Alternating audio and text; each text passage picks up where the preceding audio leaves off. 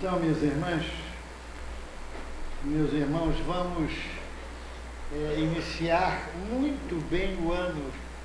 Quer dizer, eu estou falando não pelo fato de eu estar presente, mas pelo tema que nós vamos abordar. Nós vamos continuar o estudo do Livro dos Espíritos, que trata de vários temas, conforme as perguntas que nos foram ordenadas para estudar. Então vocês verão só pelo desenvolvimento e pela extensão das perguntas, como o expositor, eu não digo orador, como o expositor sofre. Porque o Chico dizia o seguinte, que o orador já vem pronto. Já vem pronto, ele pega o microfone. Ontem, o orador que esteve lá no Eurípides, com o Livro dos Espíritos na mão, sorrindo, me disse, qual é o tema que vocês querem que eu fale? E aí eu sugeri a lei do progresso. E ele falou muito bem, todos gostaram, quer dizer, já tem um material dentro dele. Agora, o explicador, que sou eu, Gilson e outros mais, a gente tem que estudar, preparar, revisar, conferir, não é? E depois apresentar. Então, olha só, capítulo 3º da criação, do Livro dos Espíritos. 1. Formação dos mundos, que vai da pergunta 37 a 42. 2. Formação dos seres vivos, que vai da pergunta 43 a 49. 3. Povoamento da Terra, Adão, perguntas 50 e 51. 4. Diversidade das raças humanas, 52 a 54.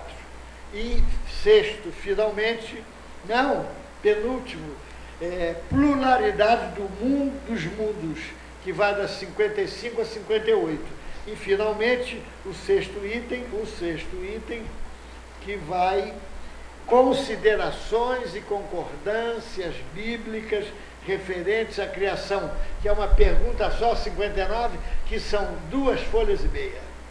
Então, vejam a saia justa que colocaram o expositor. Mas vamos lá. Não, mas isso é importante, eu digo que ia começar bem, porque, olha, gente, o que é que nós somos? O que é que nós somos? Não, nós somos espíritos. Mas nós somos espíritos o quê? Não, nós somos espíritos encarnados, está certo? Mas, vamos lá, em essência, nós somos espíritos imortais. Então, gente, nós temos que refletir sobre isso. Nós temos que refletir sobre a imortalidade.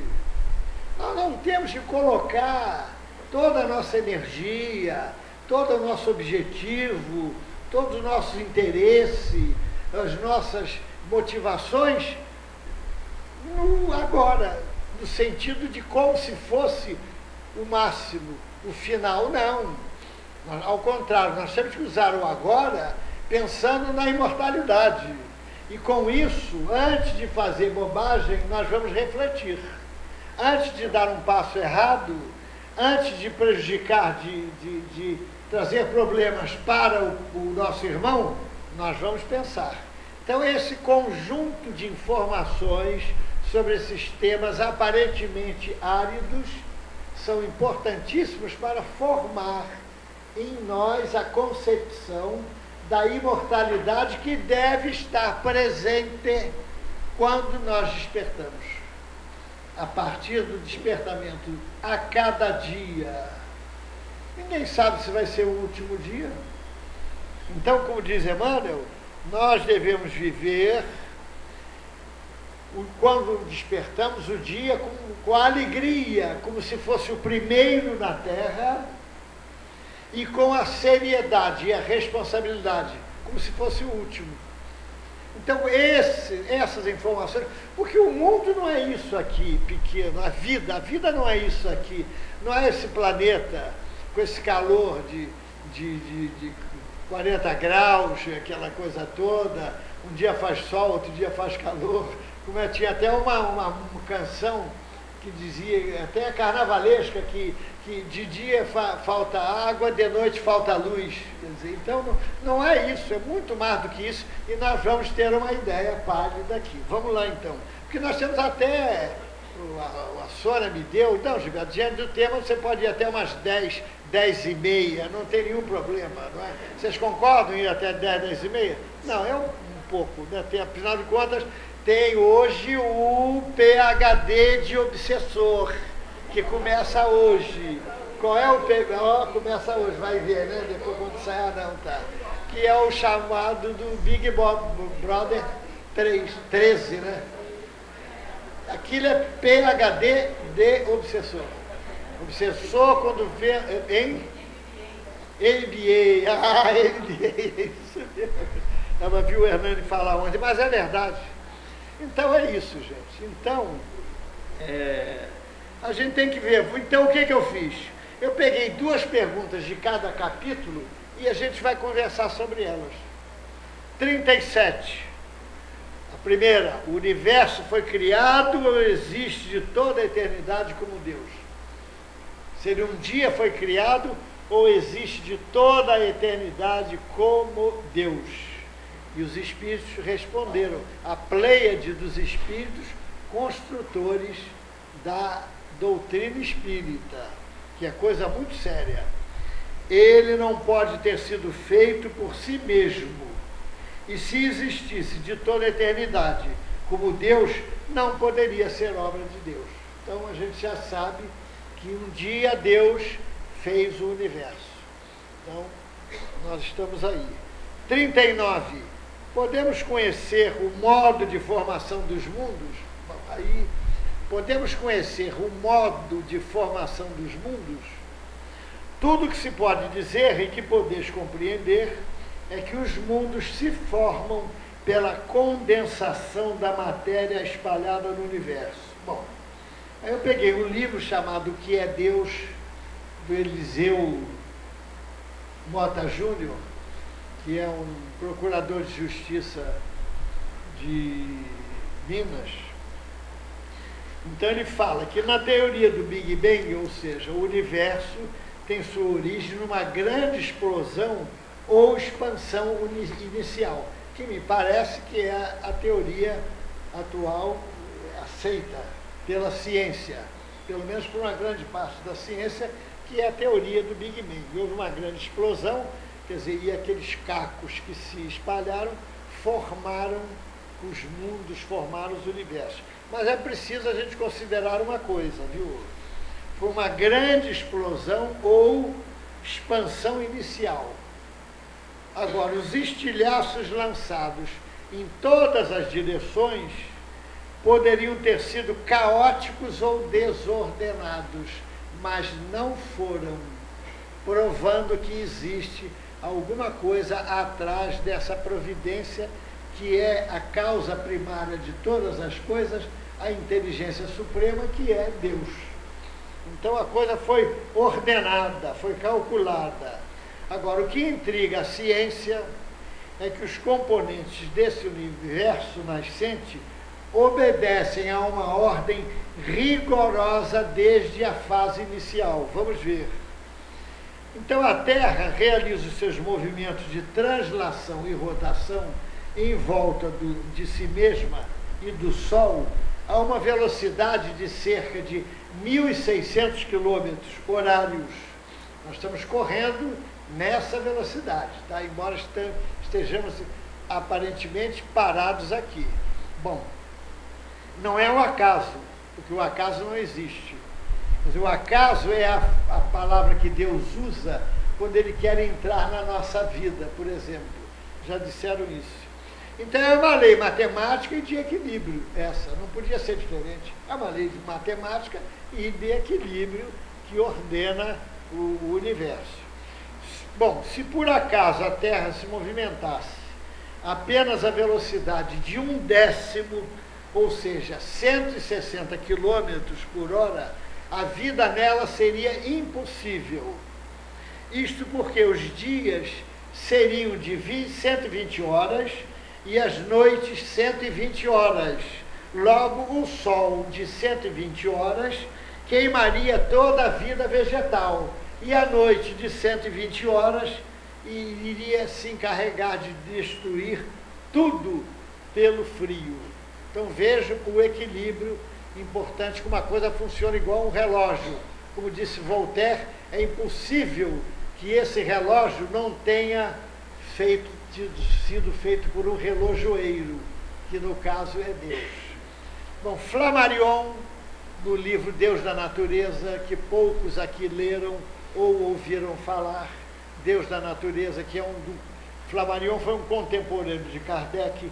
Ele, falando sobre o tema, ele disse o seguinte: e todas essas repúblicas flutuantes inclinam os polos alternativamente para o calor e para a luz, a gravitarem sobre o próprio eixo, apresentando cada manhã os diferentes pontos da sua superfície ao beijo do astro-rei. Quer dizer, uma análise poética, né, do nosso Flammarion. Leon Denis, no livro que também poucos leram, chamado O Grande Enigma. Eu estou falando assim, gente, que esses livros, porque olha, o livro bom não perde atualidade nem fica velho.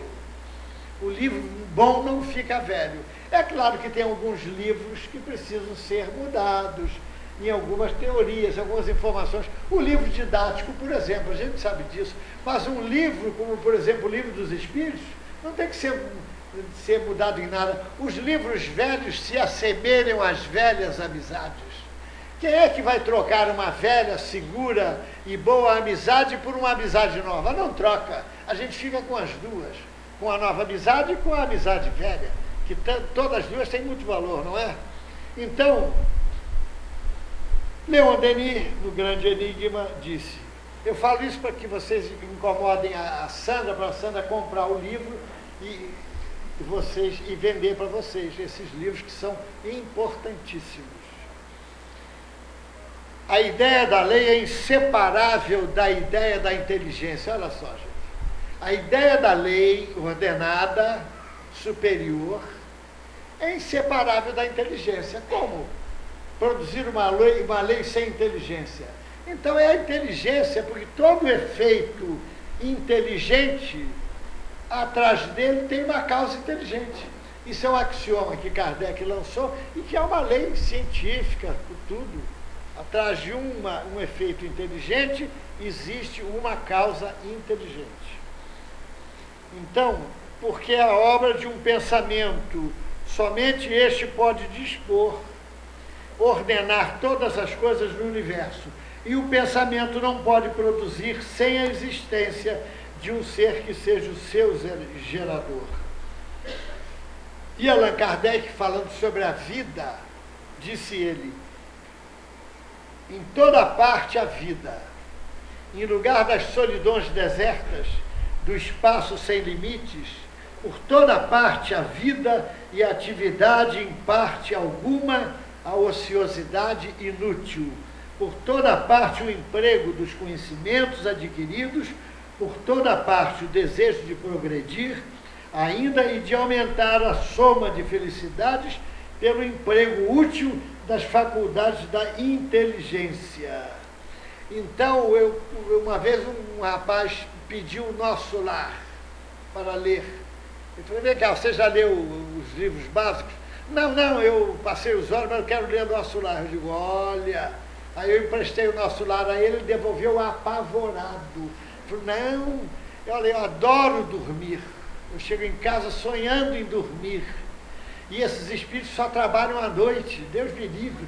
Não param de trabalhar, principalmente à noite, não.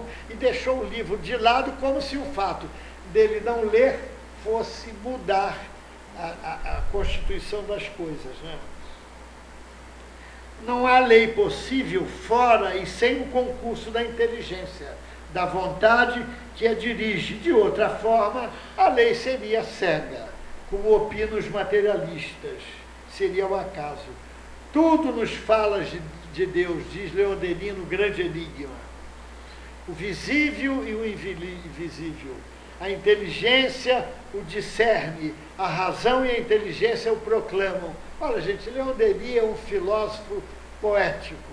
Os livros dele são de uma doçura que a gente começa a ler e não para de ler. O problema do ser, do destino e da dor, que eu acho que a maioria aí já leu, mas não precisa levantar o braço, não. Entendeu? Uma amiga, eu fui fazer uma palestra em Copacabana e ela disse, olha, eu tenho um amigo engenheiro que ele está perturbado, depressão, se abandonou a família, está como um mendigo na rua. Qual o livro que eu indica para ele? Olha a responsabilidade. Aí veio na minha mente o problema do ser, do destino e da dor. Eu dei para ele, para ela. 3 meses depois, eu não me lembrava mais do acontecido, e ela me disse, olha, meu amigo leu o livro e mudou, voltou para casa, tomou banho, fez barba, mudou a roupa e arranjou até emprego, está empregado. Então, gente, veja o valor do livro. Uma amiga minha queria suicidar-se. Eu disse, não, peraí, antes de suicidar-se, eu vou te dar um livro para ler. Se depois você continuar com a ideia de suicídio, até a gente senta e estuda uma maneira suave para você suicidar-se, mas antes você vai ler o livro, porque eu confiava no poder do livro. Por isso que eu brinquei. O Memória do Suicida, de Ivone Pereira, está viva até hoje e não me devolveu o livro. Bom, aí o filósofo irreverente, me perdoe, eu vou contar disso o seguinte, que é porque tem as pessoas quase cochilando, entendeu? Para despertá-las. O filósofo irreverente diz, não se empresta livro nem mulher, porque a mulher devolve. E o livro, normalmente, não devolve, pode ter certeza, senhora. Bom, o amor, mas o homem não é somente razão e consciência, é também o amor. O que caracteriza o ser humano, acima de tudo, é o sentimento, é o coração. E o sentimento é o privilégio da alma. Olha aí, gente, guardemos essa frase de Leon Denis, olha que beleza. O sentimento é o privilégio da alma. Imagina uma pessoa sem sentimento, aquela pessoa seca, aquela pessoa que não sorri, aquela pessoa que não é afável, não tem um minuto de simpatia, não é, gente? Não importa. Vamos sorrir, vamos ser simpáticos, porque quem é simpático se torna prestativo. E se tornando prestativo, ele está no caminho de amar. Porque não há como amar sem seguir esses caminhos, passar pelo caminho da caridade, e aí ele vai amar. O Chico, meu Deus do céu, o Chico Xavier, já contei aquela história do pullover, né? Aqui, que ele deu para todo mundo. E um fez assim, não, pelo amor de Deus, já contou, não precisa. Não foi o Augusto, não, mas brincadeira, claro. Bom, então, Leon Denis, porque o tema é árido, né? Então a gente tem que mais ou menos temperar assim, porque senão o pessoal dorme mesmo, né? Porque, olha, eu passei uma saia justa numa palestra. O tema, eu não sei o que houve comigo, que metade cochilava e a metade fazia força para não dormir. E o tema era um tema importantíssimo, e eu fiz das tripas coração para falar uma coisa bem falada. Meu Deus do céu, não está dando certo. Aí, de repente, sabe quem é que despertou o povo? Uma barata que entrou no salão, barata voadora. Olha, não ficou um na cadeira. Como é que pode, né? Uma baratinha, meu Deus do céu. Eu conheço um homem que tem medo de barata. Na reunião mediúnica lá do Eurípides, não vou dizer o nome da pessoa, que muitas conhecem, entrou uma barata na mesa mediúnica, teve médium que subiu na mesa e teve médium que saiu da sala incorporado com o espírito, por causa de uma barata voadora. Quer dizer, ela fez o que eu não conseguia através do tema. Vocês imaginam? Então eu passei, olha, eu vou arrumar uma barata dessas de brinquedo e vou botar lá no bolso. Quando o pessoal começar a dormir, eu solto a barata, né? Bom, então, onde é que nós estávamos mesmo, hein? Conclui Leon Denis afirmando que a ideia de Deus impõe-se por todas as faculdades do nosso espírito, ao mesmo tempo que fala aos nossos olhos por todos os esplendores do universo. Olha, antes de começar, o Augusto me mostrou uma rosa que ele recebeu de e-mail e prometeu mandar para mim. Olha, promessa é dívida, viu, Augusto? Porque, linda, uma rosa, meu Deus do céu, só pode ser obra de Deus. A beleza, olha, a beleza da criatura humana, não é? Uma mulher bonita, um homem bem apessoado, isso aí só pode ser ideia de Deus, criação de Deus. E as pessoas dizem que Deus não existe.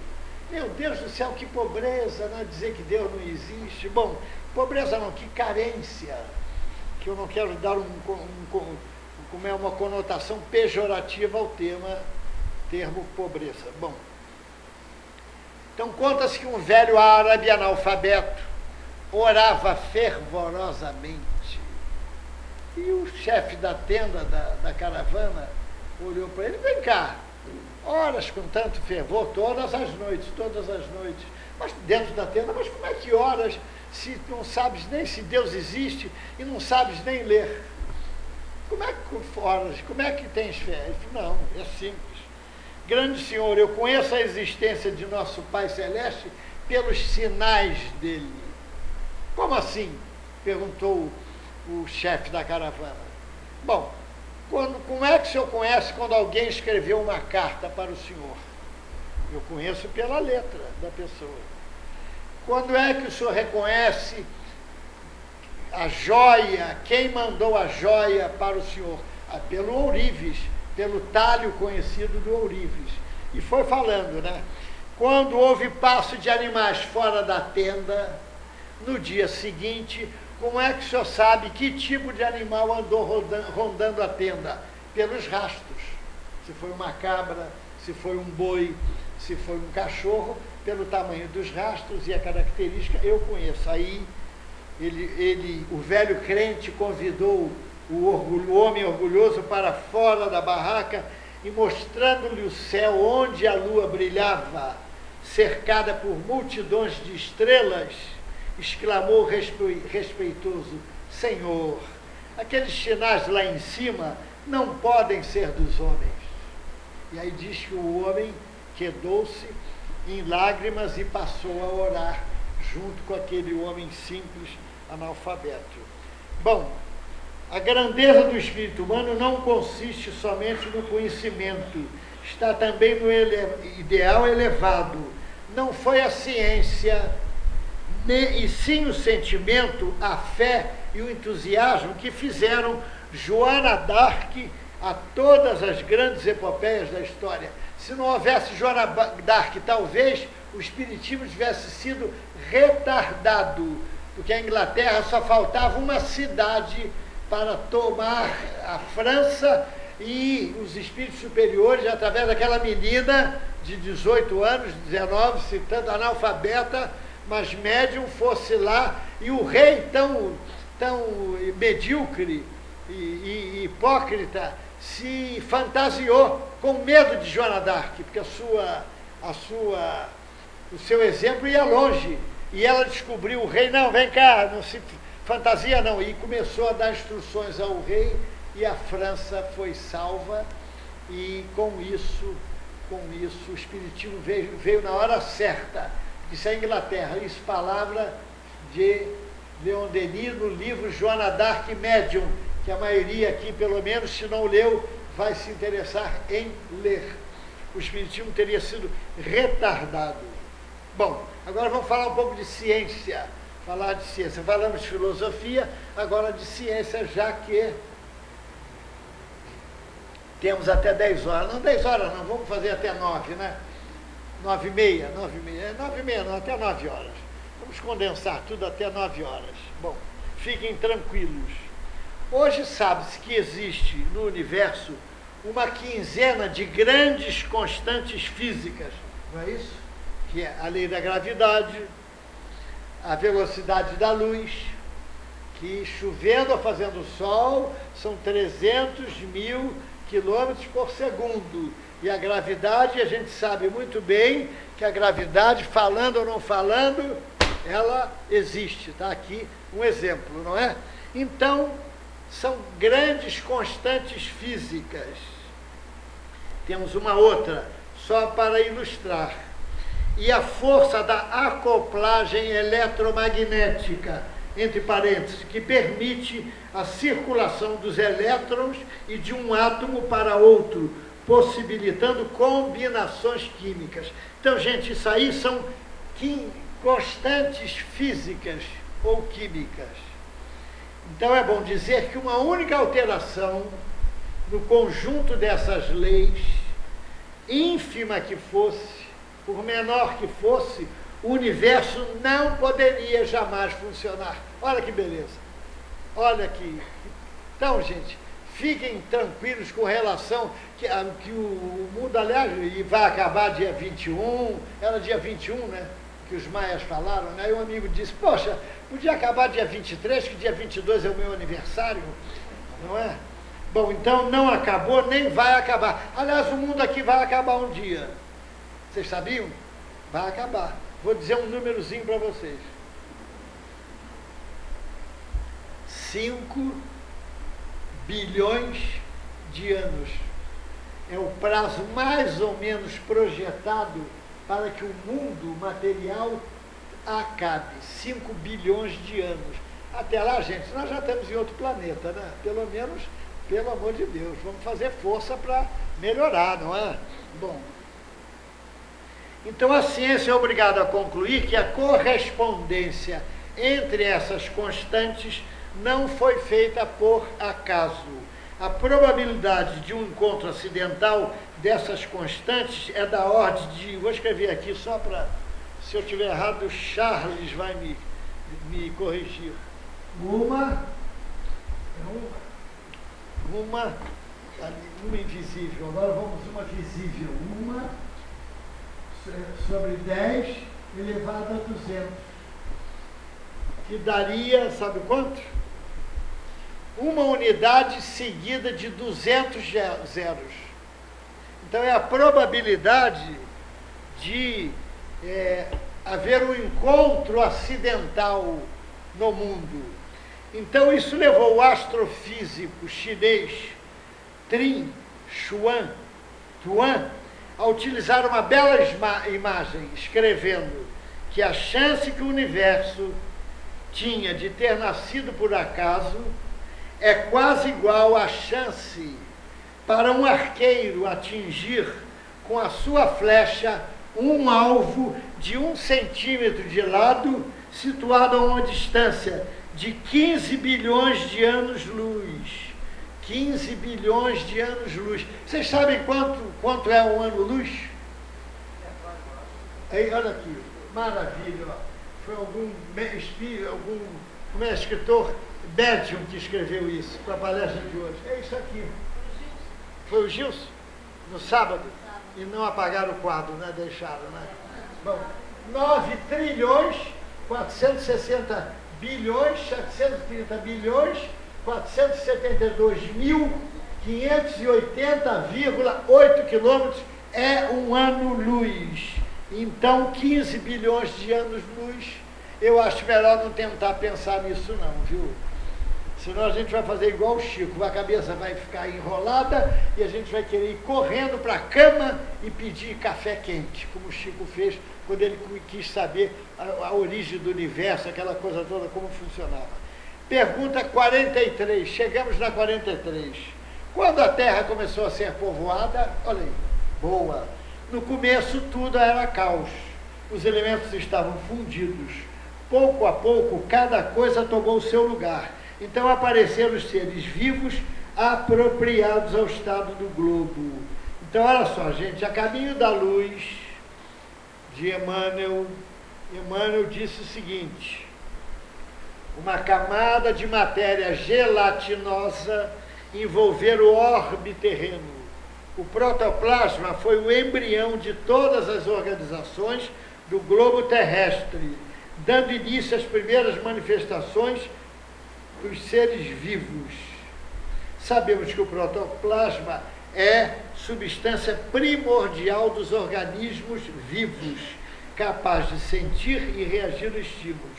Bom, isso foi no livro A Caminho da Luz. 20 anos depois, André Luiz, pela psicografia do Chico Xavier, escreveu o seguinte: vemos o seio da terra, falando sobre os primórdios da vida, vemos o seio da terra recoberto de mares mornos, invadido por gigantesca massa viscosa. Olha só, a mesma essência, a mesma informação, com outras palavras. Então vejam, gente, aí sobe de valor, de qualidade, a psicografia do Chico. E o povo, como disse o Simonetti, fica, depois que o Chico morreu, destamparam o baú, tudo entre aspas, viu, das revelações. Então tem médium aí produzindo romance que não acaba mais. É cada um atrás do outro. Sempre que eu compro os livros do Clube do Livro, lá do Eurípides, e eles mandam, as editoras mandam, né? E elas pressionam. Barato, R$4, R$5, tudo romance. Tudo romance de médium que eu nunca ouvi falar. Infelizmente é isso. Quando o Chico sabia disso, quando destravaram o baú das revelações, aí começou a vir novidades, entre aspas, que tem que ser cotejada com a base que é a doutrina espírita, o Pentateuco, os 15 livros da Revista Espírita, que é facílimo de ler, tem 600, 700 páginas cada um, por exemplo, a gente lê tranquilamente numa encarnação, lê fácil, gente, só não lê quem não quiser. Eu conheço um homem que leu 450 livros espíritas nessa encarnação. E não era milionário, não. Ele era igualzinho a nós. Não era aposentado, não. Aposentou-se depois. Leu 450 livros espíritas. Eu conheço um outro que leu 39 vezes Paulo Estevão. 39 vezes Paulo Estevão, que faz 72 anos de aniversário de vinda ao mundo. Gente, tem gente que começou a ler Paulo Estevão na 20ª, 30ª página, parou e botou na estante. Tem espírita, viu, gente, que infelizmente tem a prateleira cheia de poeira, de livros empoeirados, que ele começou a ler e largou, e não terminou a leitura. Então acorda mais cedo, 1 hora, é facílimo.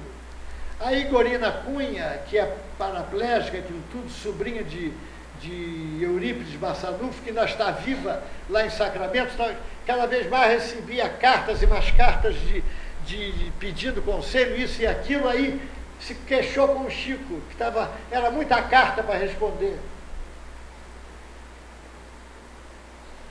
Aí o Chico falou: o que eu faço, Chico? Aí ele riu e falou assim: dorme menos, minha filha. Tira 1 hora do sono, olha que beleza. Dormir 1 hora menos para trabalhar, no bem. Já pensaram? Chegar cedo, gente. Começar às 5 horas da manhã. Olha, o sol está nascendo. Tem gente que bate palma quando o sol está morrendo em Ipanema. Vamos bater palma quando o sol está nascendo, gente. E nós vamos ler um livro, nós vamos pesquisar, nós vamos, enfim, andar, fazer uma ronda na rua para entregar isso ou aquilo, né? Raça adâmica, segundo o ensino dos espíritos, é uma dessas grandes imigrações, ou, se assim quisermos, uma dessas colônias de espíritos vindos de outras esferas, que deu nascimento à raça simbolizada na pessoa de Adão. E por essa razão é denominada raça adâmica. Então essa história de Adão e Eva, gente, pode esquecer, tá? É uma raça. Então, na pergunta 48 do Livro dos Espíritos, podemos conhecer a época da aparição do homem e de outros espíritos, seres vivos sobre a Terra? Não. Todos os vossos cálculos são quiméricos. Então, gente, não dá ainda para querer conhecer. Então, gente, muita gente quer nova revelação disso ou daquilo. Por que os espíritos não dão novas revelações sobre habitações, sobre outros planetas? Para quê? Se nós ainda não metabolizamos tudo que veio aqui. Esses espíritos superiores, eu estou lendo Voltei, e o irmão Jacó foi visitar Thomas Edison, que ele era um grande admirador, tanto é que ele foi comerciante e tinha uma casa aqui na cidade, na Rua 7 de Setembro, se não me engano, chamada Casa Edison. Não é? Então ele foi fazer uma visita no plano espiritual a Thomas Edison e perguntou quando ele ia voltar. Não, vamos com calma, vamos deixar o povo trabalhar as informações. Então o povo quer que o Chico volte logo, porque quer ser babá das pessoas interesseiras. Porque uma coisa, gente, é ser espírita interesseiro, outra coisa é ser espírita interessado. Olha a diferença, é diferença, não é? Então o povo, olha, o médium de receita, eu já convivi um mês do lado de um, olha, o consulente como que se debruça totalmente no médium, vai no seu ouvido e faz as perguntas as mais complexas, sobre trabalho, namorado da filha, futuro, passado, quem foi isso, quem foi aquilo, e quer que a resposta seja Ctrl+C, Ctrl+V, copiar e colar. Não dá, gente. Pelo amor de Deus, eu queria muito do espírito, né? Então tem... E depois que o médium se passa para a preferencial. Médium preferencial é aquele que já passou dos 60 anos, que entra na fila preferencial do banco. E é o 0800, sabia? O aposentado é 0800. 0800, opção 1. Liga a filha e diz, mamãe, quer levar os garotos na escola que eu estou um pouco ocupada? 0800, opção 2. Quer ficar com as crianças que eu tenho que ir no shopping trocar os presentes? E por aí afora. É o preferencial, é depois de 60 anos. Mas tem que trabalhar ainda no centro, fazer acontecer. Por isso que eu falei aqui no sábado e falo aqui agora. Os trabalhadores, dirigentes, diretores de centros espíritas devem ser altamente devedores, porque esses não são sazonais, não são temporários, não são espíritas que terceirizam. Sabe qual é o espírita que terceiriza? Vai ao centro hoje, bota meu nome lá, estou com os problemas aí. Vai ao centro hoje, reza por mim. Ele terceiriza o amparo, né? Então, gente, pergunta 51. Podemos saber em que época viveu Adão? Mais ou menos daquela que lhe assinalais, cerca de 4.000 anos antes de Cristo. Então está lá. Mas foi uma raça adâmica. Então vamos recorrer a Emmanuel, o Caminho da Luz, que fala sobre a raça adâmica, aprofundando o conceito. Na constelação de Cocheiro, observa-se uma grande estrela que recebeu na Terra o nome de Cabra ou Capela. Há muitos milênios, um dos orbes da Capela, que guarda muitas afinidades com o globo terrestre, atingir a culminância de um dos seus extraordinários ciclos evolutivos. Não obstante, alguns milhares de espíritos rebeldes lá existiam no caminho da evolução geral, dificultando a consolidação das penosas conquistas daqueles povos. Então, o que fizeram? As grandes comunidades espirituais, diretoras do cosmos, afirma Emmanuel, deliberaram então localizar aquelas entidades que se tornaram pertinazes no crime aqui, localizar aqui na Terra, longínqua, onde aprenderiam a realizar na dor e nos trabalhos penosos do seu ambiente as grandes conquistas do coração, impulsionando simultaneamente o progresso de seus irmãos. É o que está acontecendo conosco. As grandes inteligências que ainda estão distanciadas do amor, que ainda têm prazer na violência, o que é que vão fazer?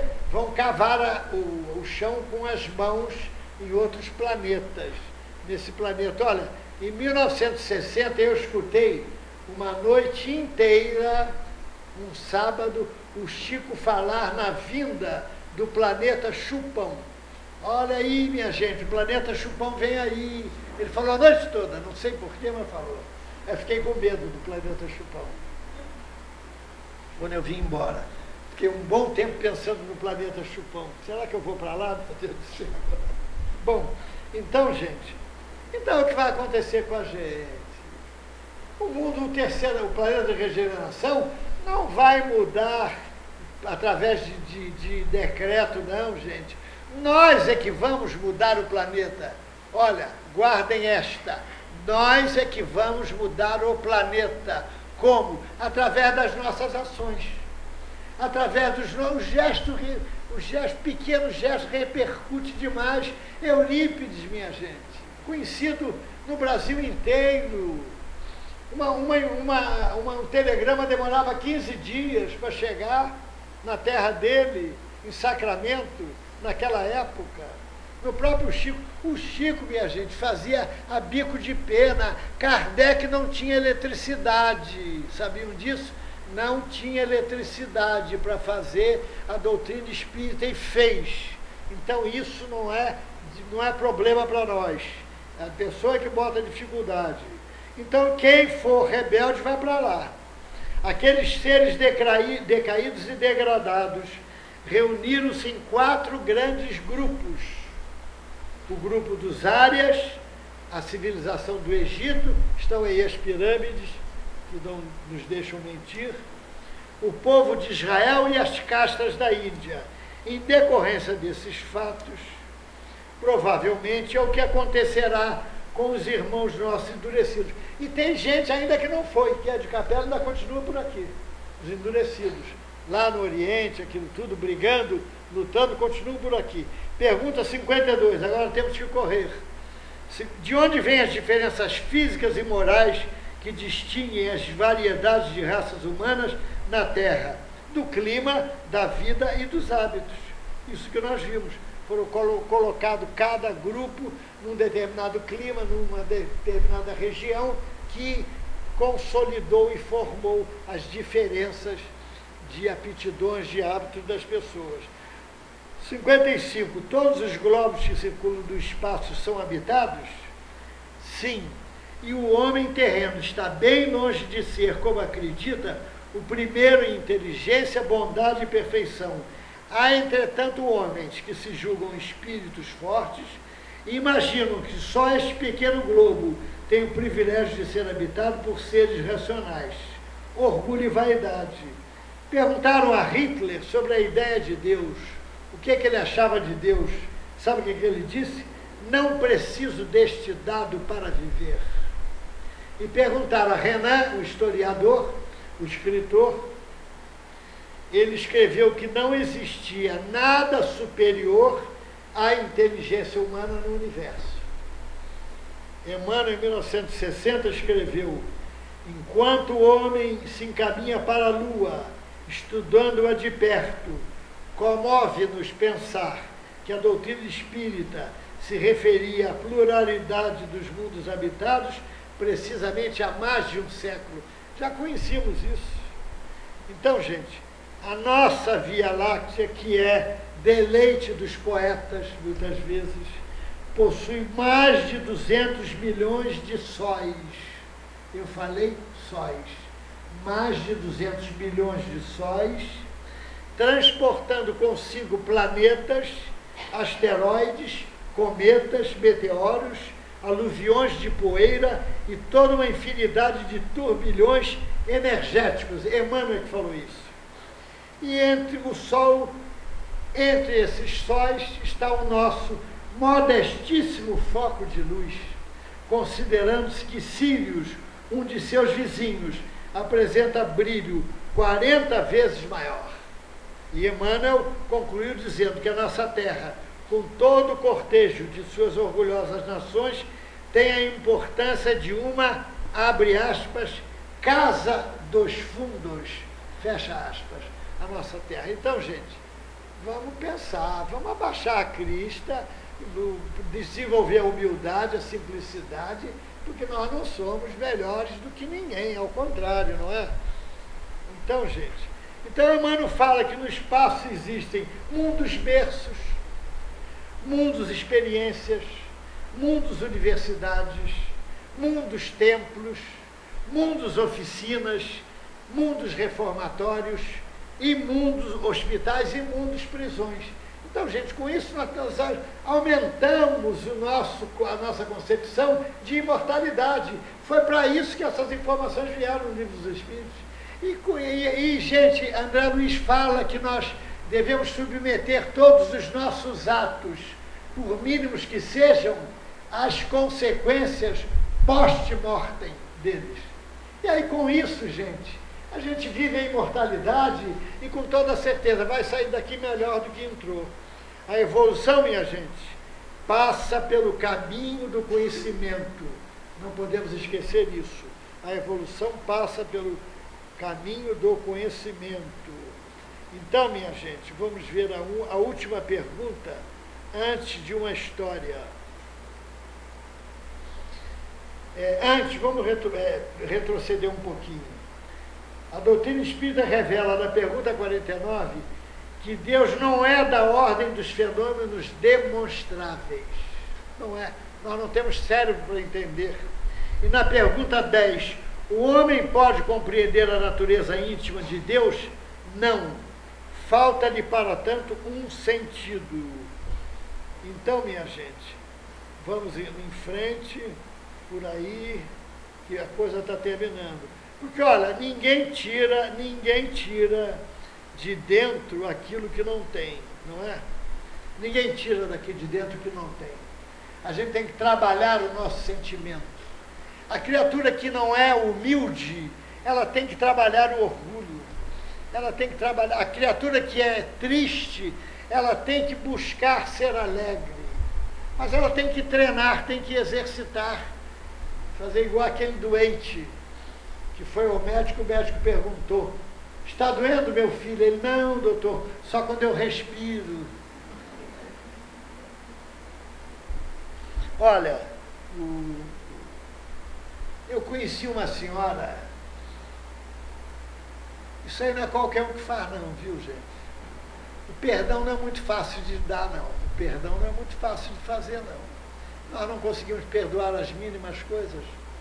Quando um companheiro de trabalho nos contraria, a gente já trata ele friamente. Quando a pessoa que a gente admira e tem amizade, se ela arranja uma amizade diferente, é comum por ciúme, porque muitos espíritas acham que o ciúme não é nada demais, é uma prova de amor, eu já vi espírita dizer isso. Então, esta senhora que eu conheci, que foi completista, e que teve 30 anos de moratória, e que algumas pessoas que estão aqui, ou pelo menos uma conheceu, que foi a Sônia, esta senhora, que tinha um centro em Ipanema, sabia que o marido tinha uma amante. Olha só. E ele estava próximo da desencarnação. Ela sentiu que o marido queria conversar com a amante. Ela saiu do quarto, foi na antessala, ligou para a amante: vem aqui que o fulano quer falar com você. Desligou. Quando a moça entrou, ela saiu do quarto, conversaram meia hora. Mas ela falou isso sem ressentimento nenhum. Falou com um espírito superior, fraterno.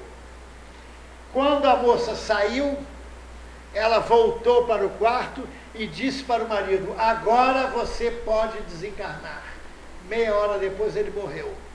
Então, gente, nós estamos aqui para treinar isso, para um dia a gente fazer isso. O Espiritismo é para isso. O Espiritismo, a consolação não é para a gente vir sistematicamente pedir consolação. Consolação não, gente. A consolação, claro, numa dificuldade, numa depressão, num baque, a gente pede, é natural, ele é consolador para isso. Mas ele consola para nos dar o entendimento daquilo que precisamos fazer.